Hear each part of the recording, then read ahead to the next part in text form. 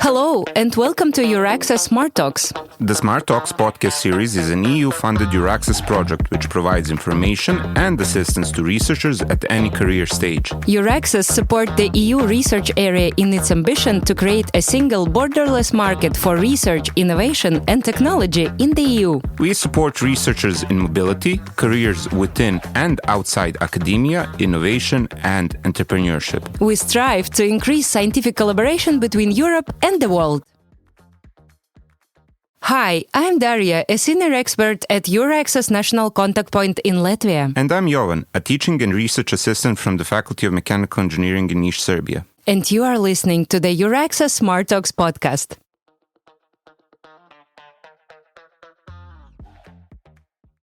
Understanding the era dimension of Horizon Europe explores how the European research area policy vision translates into concrete opportunities for shaping competitive, high-impact, wide European research area proposals.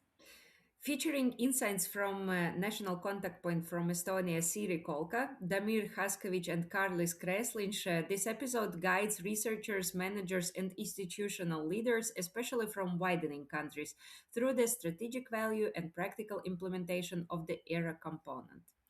Hello, Siiri, and welcome to our podcast. Hello, it's very nice to be here. Thank you for inviting me. Finally, you are here with us. So, to begin with, could you walk us through the ERA dimension of Horizon Europe? What is the core purpose and how does it differ from other parts of the program, and why should applicants pay close attention to it? What would be your suggestion? Yes, well, I hope that the listeners knows somewhat what is the European research area, but nevertheless, I would quickly make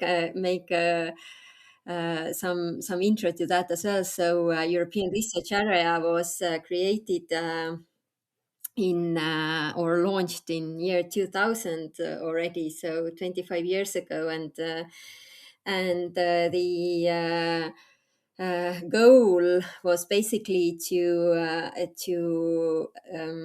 have a system in European Union that where the research institutions, innovation institutions, and everything that is related to research development and innovation would be working more aligned, I would say, and also with the goal to make it more competitive in the global competition, and at the same time that inside this area, the knowledge and people would move freely.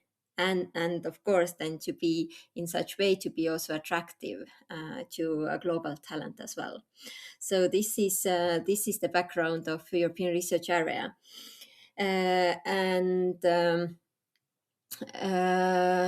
this Horizon Europe program, or the framework program for research and innovation in Europe, is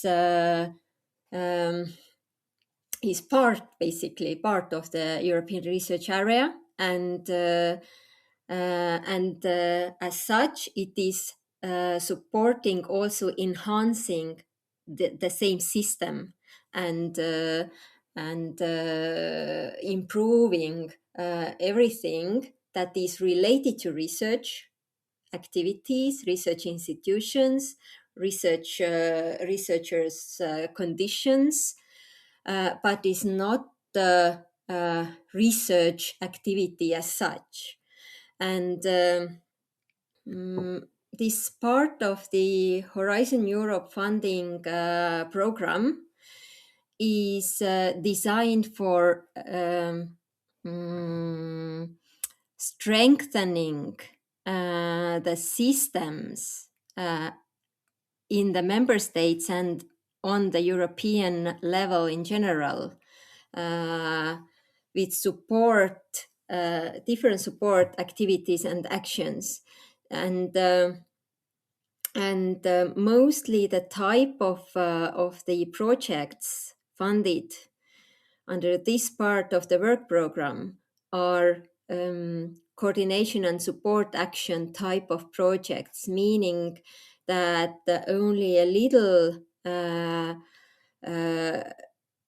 there is support for research and innovation actions. And in case of the latter, it is about getting more evidence base for those enhancing these systems. So they are also tightly related to enhancing basically the background for the research and innovation. And what I would like to mention here, because if applicants look at the work at the Horizon Europe structure, they see this strengthening the ERA part of the program together with the widening component. And it is very important for applicants to understand that the in the ERA part of the work program, it is open to all participants all over Europe. So it is seen that it's not only that widening countries need enhancing their systems, but it's very much about all of the participants in the European research area. And so this was something that I definitely wanted to emphasize. Now, so European Commission really wants to see that we as actors, as institutions, would improve our modalities of work, ways how we perceive certain topics, and in general, I would even say that is related to academic culture often,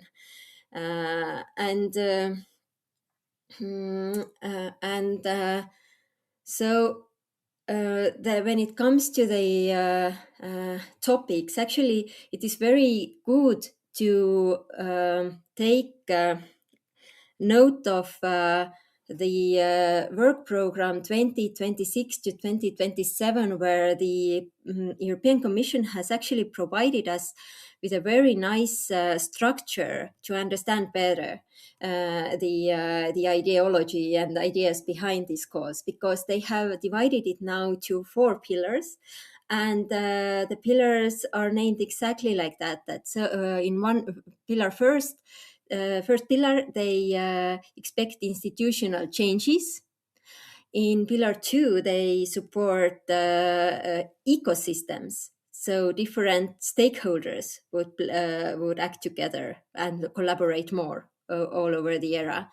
On third pillar, there is a strong emphasis on engaging citizens in science. And then the fourth would be creating new knowledge for those activities, as I mentioned before. So the focus and activity types and expected impacts and policy areas are all defined in this very, very useful table. And if you look at these focuses, then it's about capacity building and support to foster the European research area policies and practices in the institutions.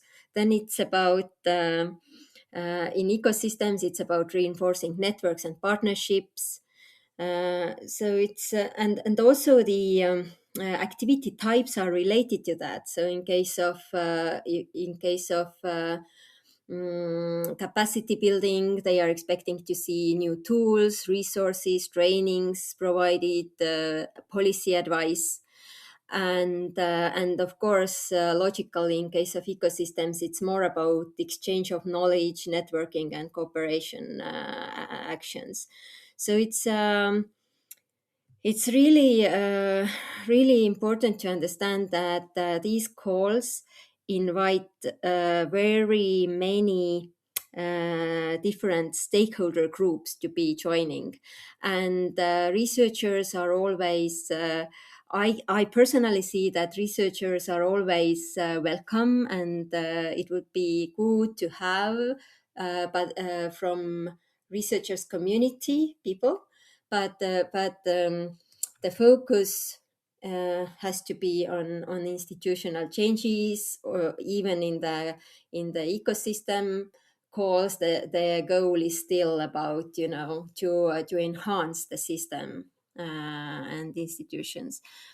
Yeah, and what I haven't mentioned at all yet is about the topics, which would give actually very good overview or understanding what we are talking about. What are these topics that concern all of the researchers in general? It is about research ethics.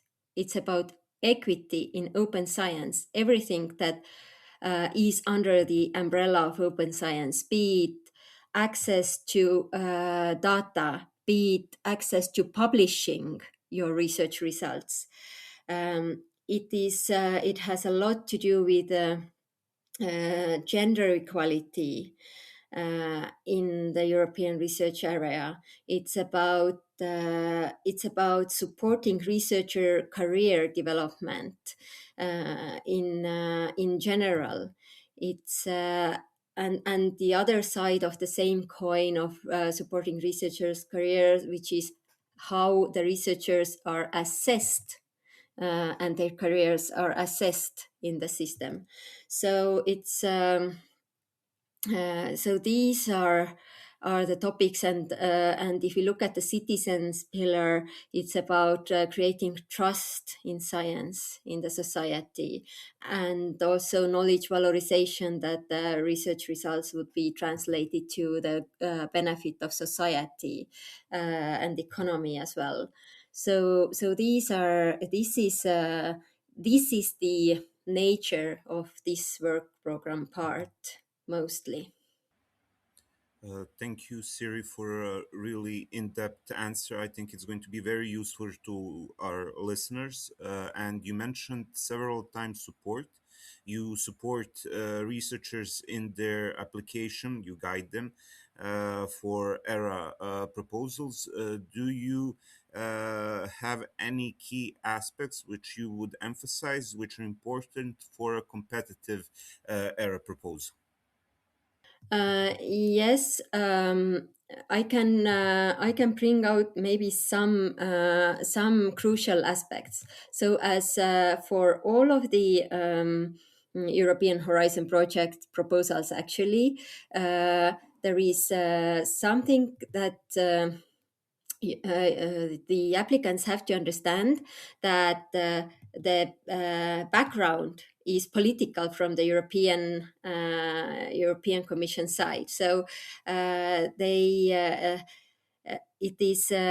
is quite a top-down approach. So what is expected in the call, what is written in the call text, has to be done. Now, as a side remark, I have to say that for this last period, the Commission has tried to be less prescriptive and leave more space for the applicants to propose what they see as beneficial.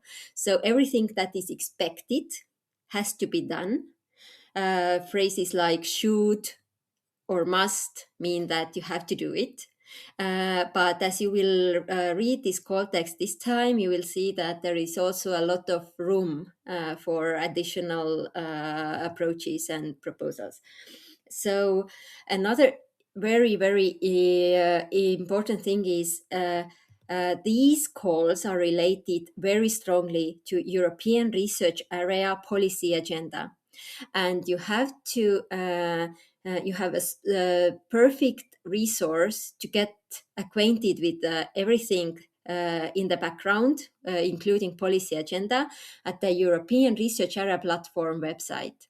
I recommend all the applicants to get familiar very precisely what is there, including the subpage of how Horizon Europe has up until now supported ERA, because previously they used to write the specific calls or mention specific projects that have been previously in the call text. Now they have skipped this, and they want applicants to explore themselves what has been done And because this is important, because they have to make the connections. They have to show in their application that they are familiar what is already done and how they create synergies. And not the synergies not only with what has been done, but also synergies with other topics in the strengthening the European research area. So let me see if there was anything else I really wanted to emphasize. Well, it is definitely a strength of the project proposal as strong expertise as possible you can show by the participant on the participant side from one hand, but also the geographical coverage. So in some cases of the calls, there is a good idea to propose something quite regional, but in some cases it may be beneficial that you show how you are also covering different kind of partners, different kind of areas. So there applicants have to go a bit deeper into specific topics to decide, I would say. I did not mention, but what may be important for the applicants this time to understand is that if they look at the calls, it may be a bit confusing that there is a call topic, but then it is divided to different topical areas, I would say. So it is important to understand that some of the calls have portfolio approach, which means that under one call topic with the same number, actually different kind of activities different kind of, I would rather say, topics, themes are supported. And also in the case of evaluation, Commission tries to make a comprehensive portfolio. So if the requirements are met and the points are high for the proposals, they will try to make it sure that different topics would be covered in this specific type of calls. But all in all, maybe like what applicants can ask themselves is that what does the European Commission want? To check that carefully. What components are a must, including engaging different disciplines or types of partners, what is stated in the call text. Are there any possibilities to choose from a selection of activities? This time you can show that you can definitely oftentimes add activities and propose things from your own side. And then think about the best role for your organization or for myself as a participant in the project that I would be able to give to this whole consortium so that the Commission expectations would be met the best way. And also to familiarize yourself with what are your competitors up to. As much as possible, try to find information. Sometimes it's even worth asking your national contact point if they know about other what's going on the field. And sometimes, even though they cannot tell you about other applicants due to the confidentiality, they would not tell about you to the other applicants either without your permission. But sometimes they can help in a confidential way. They can help you to bring together maybe with some other consortia. So partner search is also definitely possible with the help of national contact points. So use your national contact point help and good luck with your application. Yeah, thank you very much, Siiri, especially for highlighting the role of contact point in crafting a good proposal, and of course our help in partner search, etc. And now we have a perspective of project coordinator that from funded project from ERA part. Damir, thank you very much to join us. So we are now talking about the next talents project. Perspective, building ecosystems, touching upon different topics like deep tech, etc. But first of all, to start, could you take us inside your proposal writing journey? How did you organize the work, distribute responsibilities, keep the ERA objective clearly reflected throughout the proposal? Maybe any support that you had along this difficult journey?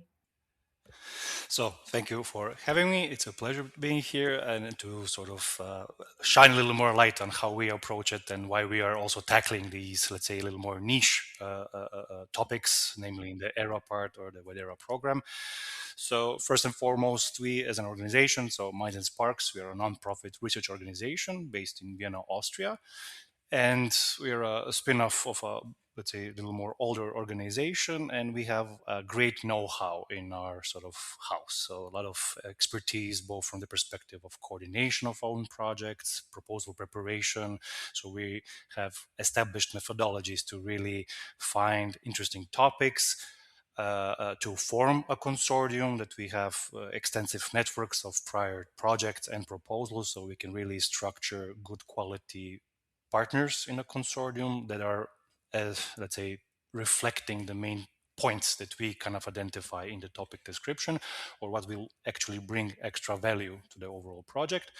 And we have, again, structured approaches for according to the template. So what is important for the excellence, to establish the problem and what we are providing as a solution, then the impacts, the maximization of impacts, and then finally the overall implementation. So we always start actually with the work plan, and we clearly define what is it that are the tasks, and to bring the connection with the objective. So not to go into too much details, but we really kind of pride ourselves into being efficient. The last thing we want to do in this specific industry, so to say, is everybody's super busy. And the more clear your concept is, what you want to do, then it's easier for the partners to kind of step aboard, and they bring in their own, let's say, perspectives. So that's in a nutshell. Good, thank you. It is. I heard of many approaches. Like some are constructing some kind of concept map from policy documents and then retrieving from their tasks. And you start with a working plan, so clear tasks, and then you like do that otherwise.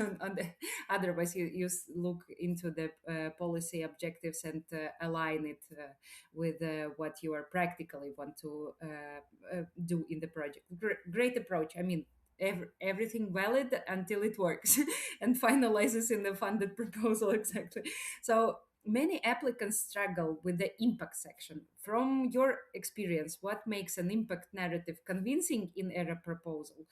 Or maybe broader, even not only in ERA proposal, maybe because I mean we have impact section in any part of the Horizon Europe.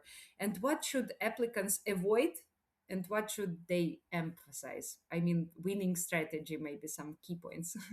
Yeah, excellent questions. The impacts. Yes, we always say also during proposal meetings and with partners, it's one of the black boxes. It's the fuzziest, so to say. And maybe it's on purpose because they want, I mean, the reviewers, the EC want to really see different approaches. If they provide us with a blueprint from the start, you can risk maybe lack of innovation in this department. So they really want to see how each, let's say, proposal tackles this topic. So in this regard, what is our maybe approach? Not to say the unique, most best, whatnot approach, but how we do it. Sometimes it's reviewed positively, sometimes less favorably. It really depends also on who is reviewing it. So there are many factors, but there are some, let's say, key pillars what are important for the impact section. It's really these pathways, right? The less, I would say, storytelling it is, but more where is your starting point, how the project is connected to the results. This is again also connected to the objectives. So what is it that we are doing during the task, during the implementation of the project? Then what's the next step? What's the next sort of milestone in the pathway is long-term kind of impacts. So what happens even after the project ends? They want to see concrete numbers as much as possible. So are we improving something? What's the current status, and what is the overall impact of it all? Are we increasing a procedure, a protocol, let's say in our case, exchange of students and things like that? By how much? But if you just say a number, what's your baseline? How can you, let's say, support these numbers or these claims? Of course, everything is a prediction for long-term, let's say, results, but you want to say, look, we will monitor this and that.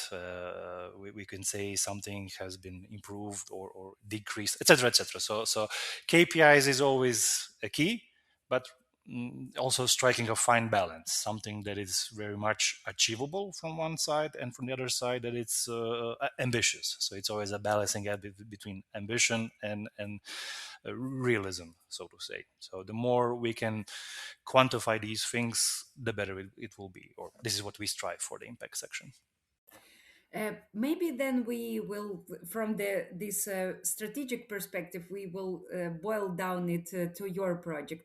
Can you explain briefly what this project is about, what the main targets and what the main objectives of it? Basically, so it's to establish an ecosystem, so ecosystem of exchange of knowledge. So we want to avoid these kind of silos that you have, basically researchers in academia that cannot transfer properly to industry per se. So we need to find a common language between the industry, in our case between the deep tech and also the academia, and to see what they need, right? For example, I mean, I also have the proposal. We have a lot of proposals. I also have to refresh my memory, but basically, it's you want to avoid that the researchers are feeling stuck, basically, that they have no clear bridge between the sectors. You want to keep all the pathways open. So it also works the other way around. If somebody's in industry, they started early on, and now they feel, oh, maybe I'm ready for a PhD, for example, that they have clear pathways. And this is important to basically, these projects are a pilot series of pilot projects, and we really want to test out our strategies, our trainings, our materials, and that we gain an actual feedback from the stakeholders to see that they are validated, that it's not just okay, we have a project ends and that's it. This wasn't the goal, we believe, from European Commission, especially in this department. It was more about validating and also creating an outreach for their frameworks. So they have a lot of frameworks in this area, and these projects are projects. When I say our projects, we have 10 other sister projects that were funded here. They all, in their own individual way, want to sort of be out there in the field. And as you said at the beginning of the interview, it's not the most known thing out there, right? So there's also a barrier in this regard. So we are also heavily disseminating it in this regard. We are asking, so we have surveys, and we really want to see how many of these stakeholders are actually aware of these old frameworks. So the work has been done. We must not repeat it. We need to analyze it, see what works, what they are aware of, to see who speaks with what language, so to say. So we have the researchers, we have the HR, we have the trainers. We need to see, are they both aware? Are they aligned, or are there gaps? So that's the first step. Then from the gaps, that we devise the overall strategy, the innovative training materials. And then for our case, in our, let's say, so-called work package 4, everything boils down to, and it's implementation phase. We actually use it. We are pilot organizations, and there are validation cycles that they say, hey, this is boring. Maybe you need this and that type of a material. Maybe, just plain old paper and check marks don't work. Maybe we need something more digital, for example, or who knows what what will come. We are also early stage. We are just now starting to do the implementation phase. But this is, in a nutshell, what we are trying to do. And really kind of raise awareness about it and extend the work that was done by European Commission. And then after the project, a long-standing impact would be some kind of policy recommendations and reforms in academia. Okay, in academia and probably industry. Yes, policy recommendations. This is very important. All projects are expected to deliver this. This is so that it's also digestible, that the policymakers can see, because it's a lot of information, a lot of variables, a lot of stakeholders. But there's like a thread line that we can propose to them. This is important, and as you said, that this potential is also baked into the next round of similar proposals that are coming in. Also, some projects will also deliver some sort of a platform or a website, etc. So in our case, we will have an extension of our website where all the materials will be available. So from one side, the stakeholders will be directed to our website that they can use those materials. And also after the project ends, the repository is still there. It's not being lost, definitely. And like the grand sort of impact would be also that some of our pilot organizations are actually going through the overall procedure and they are learning. It's a WIDERA project after all, and the main purpose is that you have, so in our consortium we have Austria and Ireland as a representative of a kind of more advanced ecosystem, and then we have the widening countries where they are actually learning by doing, so how we approach it, and there's an actual transfer of knowledge. So that's also in the core of these types of projects. Mm-hmm. And you are just at the almost the very beginning of your project, if I'm not mistaken. Started at June 2025, so now we're at ending month 7, so to say. Here I have to say we also, coming back to our streamlining and efficiency, we are the shortest. We already had a couple of cluster meetings. Everybody is either 36 months, some are even 42 months. We are 28 months. So we condensed everything that it's running efficiently. And sometimes this is also welcomed by the reviewers and by the European Commission. Not every project has to be super long. If you are concrete with your set of actions, you have a clearly laid out strategy and KPIs, and you say you can deliver it in a, again, realistic but ambitious time frame, then it's good. So yes, we are month 7 and we will end in September 2027.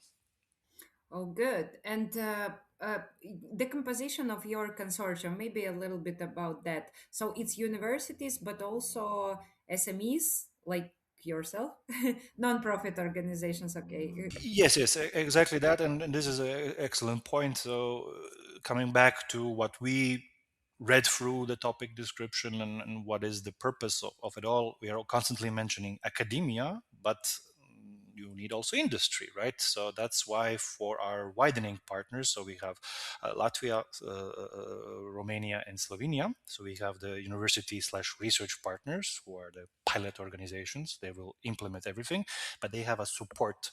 So basically, we have the Cluj IT. So we have cluster organizations and digital innovation hubs, being so-called network partners who are connected with the industry, and they can also bridge the gap so that we really, again, understand both sides of this story. And the whole point is that they are also creating individual networks during the project, and hopefully this also remains afterwards, and there are some new communication flows or even cooperation frameworks, so to say. Okay, good collaborative projects. That's a win-win strategy, I would say. Maybe some takeaways, like what are your tips and tricks for those who are looking especially on this era part of the Horizon Europe program? Yeah, it's really to establish contact with the partners. So sometimes in specific widening or WIDERA proposals, there are a couple of different types. So it's very important to read through everything, not to be ineligible. Why? Because sometimes there's clearly specify that the funding overall budget has to go above 50%, above 51% to the widening partner, and they are expected to be the coordinator itself. So there are those types of projects, and in our case here, it was more which types of organizations need to be included, what type of activities were expected. So I think they clearly laid out that we need to really be aware of what's out there, because there are so many initiatives that we just don't come in and you say you will produce something and the reviewers know this already exists, so that this tells them immediately you're not even aware what's going on. It's perfectly fine to use the existing knowledge, but to create something new or added value, so to say. Those were really understanding to read between the lines. This is, I guess, the art form in what's expected and how to approach it. If you kind of get what's needed, nobody knows for sure, of course. This is also on purpose. But once you probably get the general idea, then it's really about also finding the right partners. And as we said, laying out a nice, or let's say, straightforward work plan, that it's not ambiguous, but really that it's clear what's the beginning, what we are doing, and then what's the set outcome in a time frame. Mhm. Good. Thank you very much, Damir. Thank you for your time and for joining. And today with us, we also have one project participant who was exactly funded from the ERA part of the Horizon Europe program. And he's Kārlis Krēsliņš from Latvia. He joined us to tell us a little bit about the perspective of the project participants and his experience, of course, in this just freshly funded project, which calls Next Tech Talent regarding ecosystems. And maybe, Kārlis, you have heard everything what Siiri said today. Yes. Maybe you have just like some comments on regarding what was covered. Yeah, it's definitely very, very useful and very important what Siiri mentioned. Yeah, so also for further applications. And when we are talking about the projects which are now running, we always thinking not only just, to provide deliverables and that's it, but for sustainability. So therefore, we also talked with a project manager that we are eager, all participants, to have a new proposal, not new, but continuing proposal, where the input from this Next Tech Talents, we can go to the next stage, to the next point, and also elaborate. Yes, so as one of the partners, university, we definitely evaluate the possibility now to think more out of box and to think, which is very, very crucial for Latvia, and I completely know that also for other countries, how you can provide the new researchers with clear career path.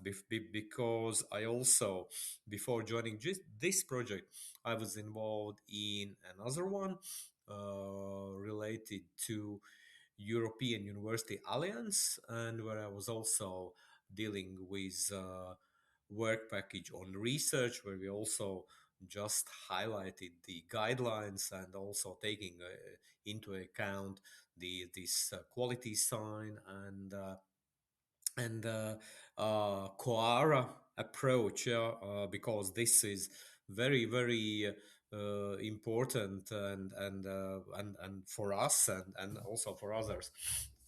So therefore, yeah, the main thing is that when later our project manager will join and share this general view for us as a partners, is that we are not stopping in 2027, but we are continuing to work together, because the project itself is fairly short, and you cannot do everything what you would like. Yeah, but as you highlighted, these directions and also what is needed. Yeah. For ERR and also for European Commission, then we can also then go further on with that. Yeah, so maybe not going into much detail, but I do hope that the this this our meeting is recorded. Yeah, so it was possible also for others to watch again and to see what Siiri said. Yeah, and then to make successful successful project proposal. Yeah, thank you. And talking about the proposals, the applications, as a partner from a widening country, what made you want to join this consortium? What was attractive to you in the project itself? Um, it's definitely was that we we are recently introduced only this new doctoral career model, also doctoral schools, other activities in Latvia, and that we can, first of all, together with partners, we can do mapping. So, which is also one of the mm, points or duties in the work package where I am involved myself, which is actually the mapping, what we have already, what we can offer for uh, new researcher career development, deep tech courses, but not only. They also need communication, additional skills, leadership, social skills, blah blah blah. This it's very important what we have and what we need to develop. So actually, the our responsibility, my responsibility, will be also together with others to create this report. What would be this mm, good applicable model, for researchers. So these uh, sort of content as well, what they need. Yeah, but it's of course based on interviews. So my colleague also made interviews and focus group interviews and also survey. So it's not just based on some statistical data which is available, but also quantitative, but also on qualitative data. So that's and the the value is, that uh, uh, we are just going to the next stage, and we see how practically these next tech talents or researchers in deep tech can also, and also, yes, there is AI, obviously, of course, how they can develop themselves and develop successful career path. Which, as I mentioned, yeah, also I was very happy that was involved in this previous project, where also was everything was concentrated on action plan, what the researchers need, and of course, yeah. So we will then not only keep inside our institution, but it will be shared to all researchers in Latvia. Again, yeah, if we talk about country wise, yeah. So, and I guess that partners will do also in the same in their countries. Good. It would be valuable if we can also in the podcast materials put the link to your project, so everyone who is interested and to whom it might be applicable could also check on your latest resources and maybe wait for the report, because I know that mapping and survey analysis takes a little bit of time then to proceed with the concrete steps. What can anyone do?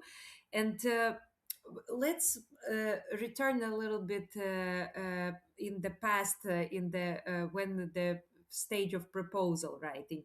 So what was your role during the proposal preparation, and how has that like translated into your current responsibilities within the project? And could you briefly describe your main tasks and contributions? Yeah.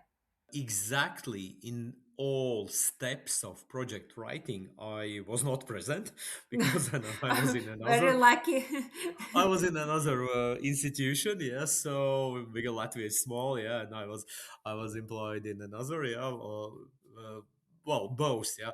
I was in current, mostly doing teaching, less research, but in another one, I was involved in this as a research project. But we also then.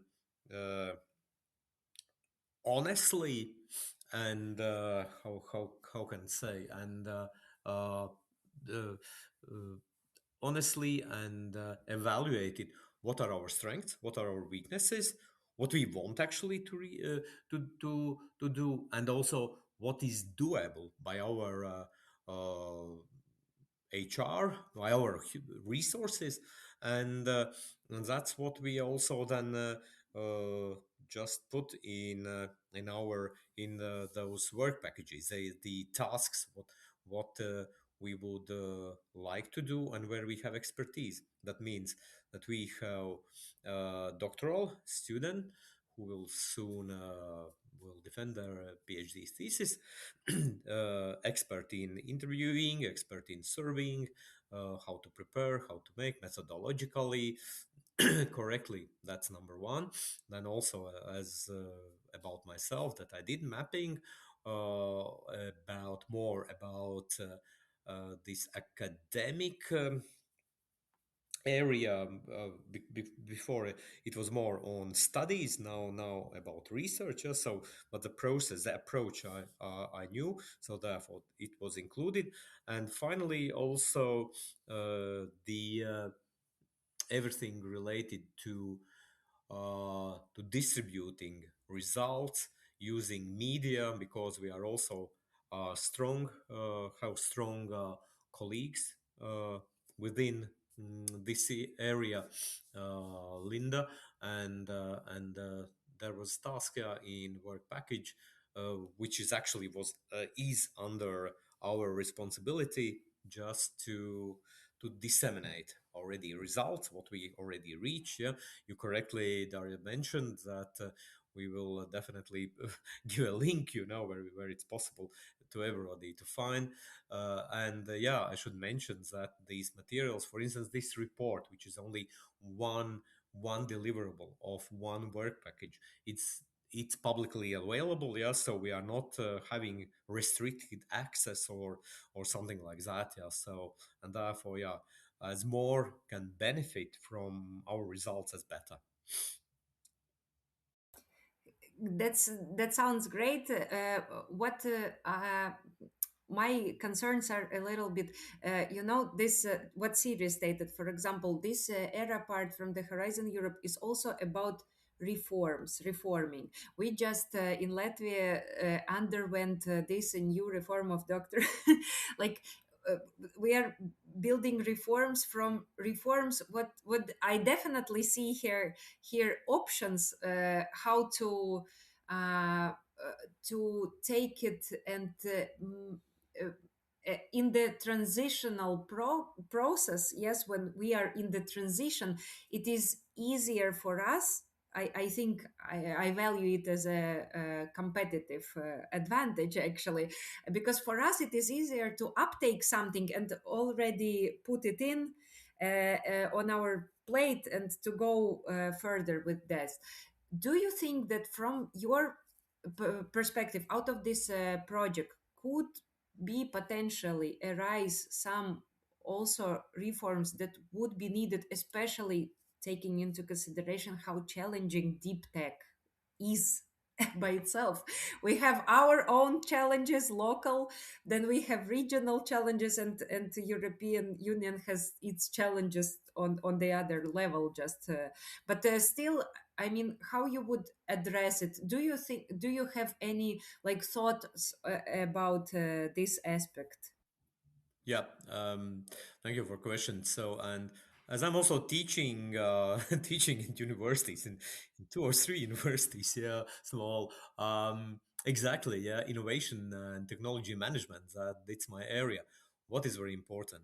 You are not keeping these results only in-house somewhere, in documents, you're sharing it to students, bachelor, masters, PhD, of course. Yeah, they are involved. Yeah, they again, yeah, how to see what is implementable, what is now reforms. Excellent. Yeah. If I would, it, if it would be possible, I would love to implement core approach, immediately. But it takes steps. What was very good that we had this international evaluation of research institutions, yeah, which also our institution passed quite successfully, I would say, yeah. And again, and there were already evaluators asked about these new trends, things, which is going on in Europe, which was also obviously in our country, in Latvia. So, and therefore, it's I see, yes, that these results, yeah, these results, we will, yeah, we have continuity, and reforms is needed, yeah. And you correctly said about the doctoral school, but we have a very energetic leader of doctoral school, as well as these scholarships, grants to doctoral students, and hopefully, yeah, also will this process to defend thesis and get a PhD will be quicker. But it's always with projects, and especially with Horizon projects and also other projects. It's very, very important that it's utilized with students, with, I don't know, might even including micro credential courses that you are not keeping somewhere with you, but you are sharing, you are spreading to others, and that they can see the benefit. Yeah. So this is actually the uh, perfect perfect approach. Of course, yeah, publications and so speaking in conferences, but the sharing of knowledge, what you gain within the project, this project and other projects, that's important. That's Thank you. my opinion. Yeah. I guess that you are also I supporting. see the like different pain points here. Like when you are referring to keeping in-house, what about IP rights that universities are usually in the state where they are not allowing their students to transfer these IP rights to them, and potentially it could be a critical thing when we are doing real business afterwards after we are piloting, and then we can go like exit to the market, etc. So but I hope with the help of your project you will map all these things, and would be of course nice if it would be applicable to the policymakers to implement the necessary changes if you will Uh, come up with this may I proposal. Yeah. may I comment? It was, I think, a year ago when there was uh, the meeting at the president's place, our state country's president's place, about also about these innovations and how to implement and etc. And yeah, IP is one thing, but the experts from different countries, also from our countries, from ministries, they said that it should be, yes. So there is GDPR, and so, but you can find the way how you share resource, that it's not only kept, for instance, in within Ministry of Economics or Ministry of Finance, but also the parts, the documents, the results, yeah, it's shareable by number, yeah, who are of institutions, organizations, people, yeah, who are interested in, for whom are valuable. Again, yeah, that we are not in separate silos, yeah, but we are sort of more together. And the this Horizon and the ERA project, I think it's actually emphasizes the this shareability and sort of also dissemination of what you reach to others. That's a must, yes. So you can't, and there is always will be arguments. Correctly, you mentioned when doing mapping, what has been or what course we do, how, Of course, colleagues said no. I have this course, but I'm not going to give to anybody else. If you pay money, okay, but not sharing. Again, that's for our students. It takes time. It takes change of your mindset, but it's happening. Yeah, and like finalizing to about regarding also this era part of the Horizon Europe, like be open as possible and closed as necessary. So it's also referring to the sharing of knowledge and being open in this technology transfer, whatever you name it, regarding academia and cooperation with industry, not only locally but also internationally. Thank you very much, Kārlis. Thank you very much, Siiri. It was a very valuable. Do you want, Siiri, maybe to elaborate a little bit on that? Thank you, Daria. Well, if I may, while listening to Kārlis speaking as well, I would, as a national contact point, or like listening from the theory perspective and hearing the practical aspects, a few things that I would maybe mention or re-mention as a conclusion. What I really liked that I heard from Kārlis was that very interesting fact about researchers' role in these coordination and support actions, that from one hand they bring in their perspective, because these calls are targeting their environments, their possibilities, how they have to act, how they are expected to act, and how they can expect from the ecosystem to be supported by. So I really liked how here in this coordination and support action researcher perspective is that their perspective, but also their activity, their capacities to do really good research work for mapping things and coming to conclusions. So their capacity is very, very nice example of that. Then what we also heard was that this how I see that what European Commission wants to achieve with this program is that this program part is that there would be this spillover effect. So they want to strengthen. They want to strengthen specific one institution, another institution, but they are European. They are making the whole European research area. And each one of those institutions is important to be stronger, and within this project to give this spillover effect to the rest of the ecosystem. It's not only in the country, in one state, it's about all over Europe. And we also heard it from Kārlis very nicely how they're approaching this dissemination more broadly. And yeah, also speaking about this very important aspect that so many things are already developed in European research area, and these projects, not small part of those projects still supported, is about uptake of those existing results in our institutions. So I really would like to thank Kārlis from my side. These are the crucial points or things that I heard from this. Thank you very much. We can finalize with Siiri. That. Yeah, thank you very much.